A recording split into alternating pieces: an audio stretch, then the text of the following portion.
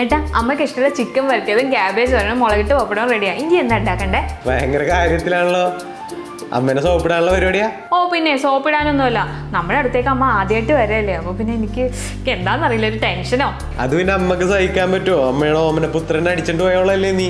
അതും നീ ഒരു പാവപ്പെട്ട വീട്ടിലേയും കൂടി ആവുമ്പോ. ഓ ഞങ്ങളൊക്കെ പാവങ്ങളാണേ, എന്നിട്ട് ഈ പാവപ്പെട്ടോളെ കെട്ടിയോണ്ട് ഒന്നും പറ്റിയൊന്നുമില്ലല്ലോ. ഞാനൊരു കാര്യം ഇപ്പോഴേ പറഞ്ഞേക്കാം, അമ്മയുടെ സ്വഭാവം അറിയാൻ പാടില്ല. കൂടുതൽ എക്സൈറ്റ്മെന്റ് ഒന്നും വേണ്ടട്ടാ. മനസ്സലിഞ്ഞ് കാണുന്നേ, അല്ലെങ്കിൽ ഇങ്ങോട്ടൊക്കെ വരൂ. നമുക്ക് എന്തായാലും അമ്മേനെ ഇനി വിടണ്ട, നമുക്ക് ഇവിടെ തന്നെ നിർത്തിയാലോ.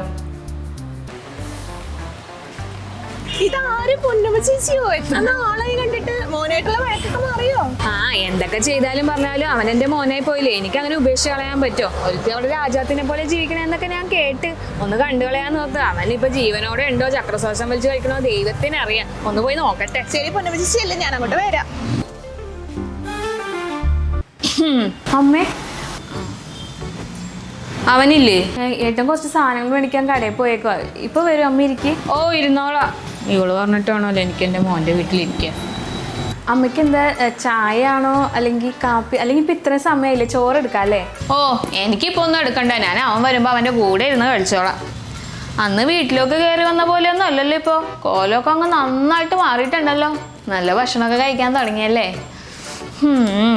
ഓരോരോ യോഗവേ. ആ തല ഒന്ന് നോക്കട്ടെ. തലവര നോക്കാനാണേ, നല്ല തലവര ആയിരിക്കും. അതാണല്ലോ എൻ്റെ മോനെ തന്നെ കിട്ടിയത്.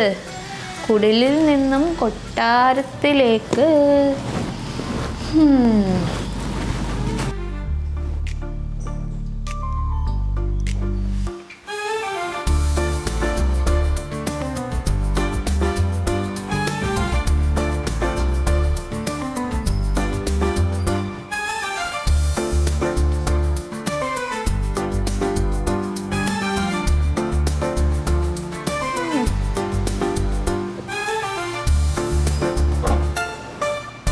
അമ്മേ അത് ഹിമാലയയുടെ ഡാർക്ക് സ്പോട്ട്സ് ഒക്കെ ക്ലിയർ ചെയ്യുന്ന ടേമറിക്കിന്റെ ഫേസ് സീറമാണ്. ഞാനിപ്പോൾ അതാ ഉപയോഗിക്കുന്നത്, നല്ലതാ. ഇത് 100% ഓർഗാനിക്കലി സോഴ്സ്ഡ് ആയിട്ടുള്ള സ്വരസ ടേമറിക് വെച്ചിട്ടാണ് ഉണ്ടാക്കിയിരിക്കുന്നത്.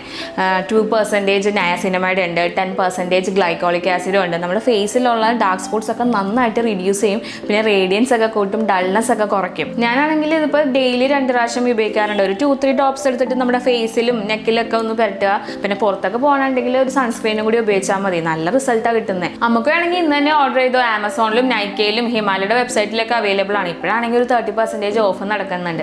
ലിങ്ക് വേണമെങ്കിൽ ഞാൻ ഡിസ്ക്രിപ്ഷനിൽ കൊടുത്തേക്കാം. ലിങ്കിൽ കയറി നീ വേറെ മേടിച്ചാൽ മതി, ഇത് ഞാനങ്ങ് എടുക്കുക. എന്തായാലും എൻ്റെ മോൻ്റെ കാശ് കൊണ്ട് മേടിച്ചല്ലേ. വന്നപ്പോൾ ഉള്ള കോലം വല്ലതും ആണോ? ഇതൊക്കെ തേച്ചല്ലേ നടക്കണേ. വീട്ടിലൊക്കെ ഇപ്പോൾ ഇത്രയും പത്രാസുള്ള ഉടുപ്പൊക്കെയാണ് ഇടാറ്. അന്ന് ഇറങ്ങിപ്പോന്നപ്പോഴേ വീട്ടിലോട്ട് വന്നപ്പോൾ ഒരു നരച്ച കുറച്ച് ഡ്രസ്സ് ഇട്ടക്കണ പോലെയാണ് എനിക്ക് തോന്നിയത്. തരത്തി വാങ്ങി കൂട്ടാലോ. പാവം എൻ്റെ മോൻ. താലിയൊന്നും ഇടാറില്ലേ? ആ താലി ഞാൻ അങ്ങനെ എപ്പോഴും ഇടാറില്ല, വല്ലപ്പോഴും ഒക്കെ ഇടാറുള്ളൂ. ഓ ഇപ്പോഴത്തെ ഫാഷനാണല്ലോ താലി ഇടാത്തത്. ഇതെന്താ ഇത്ര നേരത്തത് വാങ്ങിച്ചിട്ടത്? സ്വർണ്ണമാണ് ഇത്. ഇതൊരു കളർ വ്യത്യാസം പോലെ. ഇത് മറ്റേ റോസ് ഗോൾഡിൻ്റെ അമ്മ. Rose Golda? ഏത് വേണമെങ്കിലും മേടിച്ചിടാലോ. ചുമലേ വച്ചേ റോസാ. യോഗമാണേ. അവനെ ഇതുവരെ കണ്ടില്ലല്ലോ, അവനെപ്പോ വരും? അമ്മേ ഏട്ടനൊരു അരമണിക്കൂറിനുള്ളിൽ എത്തും. അവനെ വരച്ച വരയിൽ നിർത്തിയേക്കാൻ തോന്നുന്നു. എപ്പോൾ വരും എപ്പോൾ പോകും എന്നൊക്കെ നല്ല നിശ്ചയാണല്ലേ.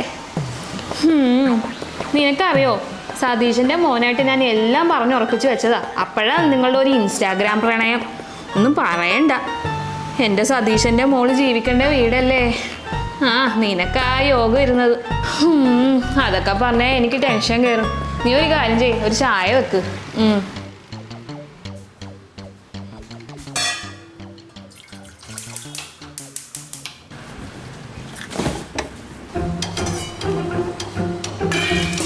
അതെ, വെള്ളം കുട്ടിയ ചായ എനിക്ക് വേണ്ട. ഞാൻ നല്ല തനി പാലോചിച്ച ചായ കുട്ടിയാണ് ശീലിച്ചേക്കണേ. നിങ്ങൾ ചിലപ്പോൾ ഒരു പാക്കറ്റ് പാല് കൊണ്ട് 10 പേർക്കോ 20 പേർക്കോ ഒക്കെ കുടിച്ചായിരിക്കും ശീലിച്ചേക്കണേ.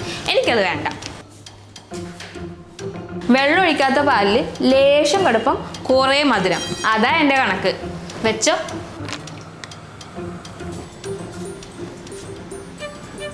ഇത് ആ പാത്രം കഴുകണ മെഷീനല്ലേ? ഇതൊക്കെ വരെ വാങ്ങിപ്പിച്ചല്ലേ, ഇതൊക്കെ ഉപയോഗിക്കാൻ അറിയാലോ ഇപ്പോൾ.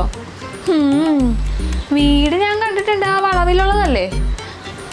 പാത്രം കഴുകാനായിട്ട് വാഷ് ബേസും പോലും ഇല്ലാണ്ട് പുറത്തിരുന്ന് അമ്മ പാത്രം കഴുകണ ഞാൻ കണ്ടിട്ടുണ്ട്. എന്തായാലും എൻ്റെ മോൻ്റെ കൂടെ കൂടിയ പിന്നെ എല്ലാം ഉപയോഗിക്കാനൊക്കെ പഠിച്ചു. കൊള്ളാം എന്തായാലും യോഗം. മഞ്ജുവിൻ്റെ അമ്മയൊക്കെ ഇപ്പം ഇങ്ങോട്ട് വരാറുണ്ടോ? ആ, കഴിഞ്ഞ ദിവസം 2 ദിവസം വന്ന് നിന്നിട്ടുണ്ടായിരുന്നു. ആ, നിൽക്കാണ്ട് എങ്ങനെ പോകാൻ തോന്നും ഇത്രയും സൗകര്യങ്ങളൊക്കെ കാണുമ്പോൾ. സ്ഥിരതാമസമാക്കാതിരുന്നാൽ മതി.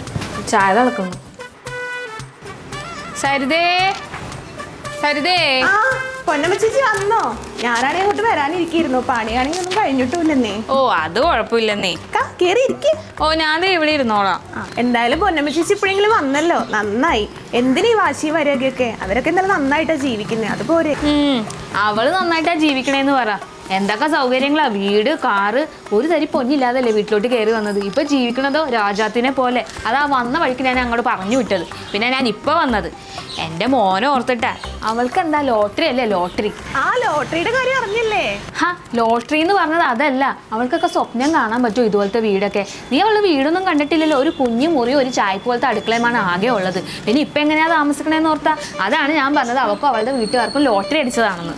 അത് തന്നെയാ ഞാനും പറഞ്ഞേ. മഞ്ജുവിന്റെ അമ്മയ്ക്ക് ലോട്ടറി അടിച്ചില്ലേ, ആ കാശ് കൊണ്ടല്ലേ ഈ വീടൊക്കെ വെച്ചത്. വീട് മാത്രം, വീട്ടിലേക്കുള്ള എല്ലാ സാധനങ്ങളും അമ്മ വാങ്ങിക്കൊടുത്തതല്ലേ. ഉള്ളത് പറയാലോ പൊന്നമ്മ ചേച്ചി. പൊന്നമ്മ ചേച്ചിന്റെ മോൻ പഴയ പോലെ തന്നെയാ. കല്യാണം കഴിഞ്ഞിട്ടും ജോലിക്ക് പോക്കൊക്കെ കണക്കാ.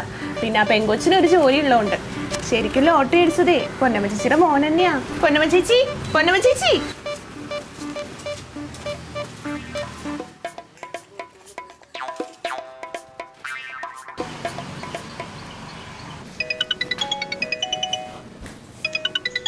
സരിത.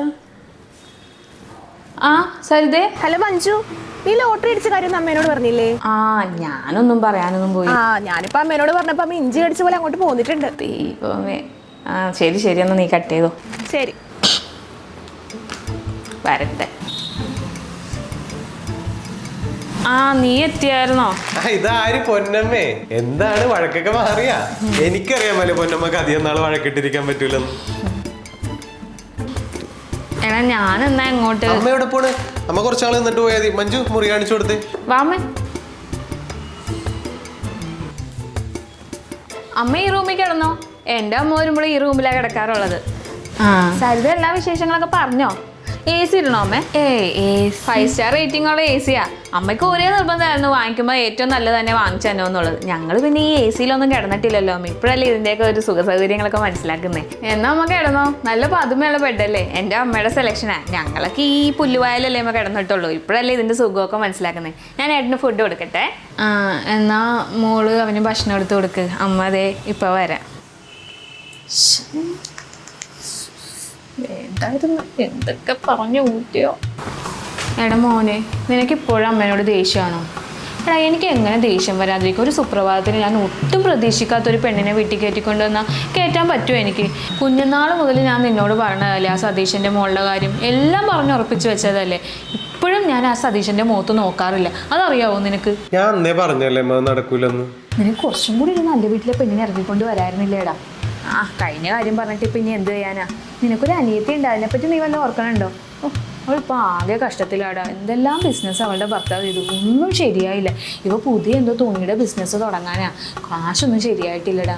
നിനക്ക് എന്തെങ്കിലും അവളൊന്ന് സഹായിച്ചൂടെ? അത് പറ, അതാണ് അമ്മ വന്നതിന്റെ ഉദ്ദേശം അല്ലേ? കൂടെ അവിടെ നിന്ന് അത് ഓർത്തിട്ടാണല്ലേ ഞാൻ ഇങ്ങോട്ട് വന്നത്, അല്ലാതെ നിന്നെ കാണാനല്ല. നീ അങ്ങനെ തന്നെ പറയണോടാ. നീ അതൊക്കെ വിടുകടാ. അമ്മല ആകെ കഷ്ടത്തിലാണ്. നീ എന്തെങ്കിലും ഒന്ന് സഹായിക്കാവേ. എന്റെ കയ്യിൽ അത്രയൊന്നും എടുക്കാനില്ല അമ്മ. നമുക്ക് കാശ് വേണമെന്നുണ്ടെങ്കിലേ മഞ്ജുവിനോടൊന്ന് ചോദിച്ചാൽ ശരിയാവുമായിരിക്കും. മഞ്ജുവിനോട് ചോദിക്കും.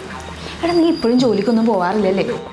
പക്ഷെ ഞാൻ എങ്ങനെയാടാ അവളോട് പോയി ചോദിക്കണേ? അമ്മ ഒരു രക്ഷയില്ല. I am helpless. അമ്മ ഒന്നും പറയണ്ട, ഞാൻ കേട്ടായിരുന്നു. നമ്മളെ കൊണ്ട് പറ്റുന്ന രീതിയിൽ എന്തെങ്കിലുമൊക്കെ സഹായിക്കാമേ. അമ്മലെ എന്തെങ്കിലും കൂടി അനിയത്തിയല്ലേ. അമ്മ എന്തിനാ ഇത്ര ടെൻഷൻ അടിക്കുന്നേ? മോളെ മഞ്ജു, അമ്മ ഇത്ര നാൾ അമ്മയുടെ അടുത്തല്ലേ നിന്നത്. ഇനി ഞങ്ങളുടെ കൂടെ നിന്നൂടെ? അമ്മയ്ക്ക് എന്നെ അമലേനെ പോലെ കാണാൻ കഴിഞ്ഞാൽ നമുക്ക് എല്ലാവർക്കും ഇവിടെ സന്തോഷത്തോടെ കഴിയാം. അവിടെയാണ് പ്രശ്നം. അങ്ങനെ നിങ്ങൾ രണ്ടുപേരും അങ്ങോട്ടും ഇങ്ങോട്ടും കാണൂല. അങ്ങനെ എല്ലാവരും കാണുമായിരുന്നെങ്കിൽ ഈ ലോകത്തെ പകുതി പ്രശ്നം മാറൂലേ. പോടെ അവിടെ നിന്ന്. മഞ്ജു എനിക്ക് അമലേനെ പോലെ തന്നെയാ. കണ്ട കണ്ട, അവിടെ മോളെ പോലെ. പിന്നെ അങ്ങനെയൊന്നുമില്ല, ഞങ്ങൾ സെറ്റാണ് അല്ലേ അമ്മേ? അത് തന്നെ. അമ്മ എന്നോട് എങ്ങനെയാണോ അങ്ങനെ ആയിരിക്കും ഞാനും അങ്ങോട്ട്.